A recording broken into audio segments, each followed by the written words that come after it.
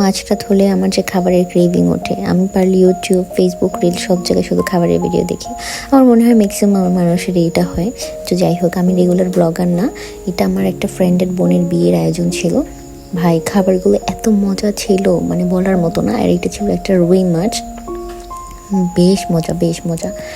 আর খাবারের কথা কি বলবো, আমার ভিডিও করার একটা রিজন হচ্ছে আমি আমার জীবনে প্রচুর বিয়ে খাইছি, বাট এই ভিডিওতে এই বিয়ের যে একটা আয়োজন ছিল, খাসির মাংস ছিল। এই মাংসটা ছিল আমার জীবনের খাওয়া বেস্ট মাংস। এক পিস ছিল হচ্ছে খাসির মাংস।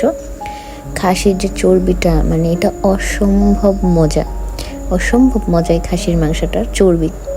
সো আমি হচ্ছে এখনই আমার লোভ লাগতেছে যে আমি আবার আবার খেতে পারতাম। আর এটা ছিল রোস্টটাও খুব মজা, এত মাখো মাখো ঝোলের মধ্যে। ঢাকাতে বা বরিশাল অন্যান্য অঞ্চলের রোস্ট আসলে এক এক রকম এক এক স্বাদের হয়, বাট এই রোস্টটা একদম মাখো মাখো ছিল, খুব বেশি গ্রেভি টেভি দিয়ে একাকার করে মশলা করে রিচ ছিল না। কিন্তু খাসির মাংসটা অনেক বেশি মজা ছিল। আর এখানে আরও অন্যান্য মাছের মেবি আয়োজন ছিল। ইলিশ মাছ ছিল, জালি কাবাব ছিল, আর একটা কি মাছ যেন ছিল, ওটা নেওয়া হয় নাই। এত তো একটা খাওয়া সম্ভব না, এত খাওয়া পসিবল না।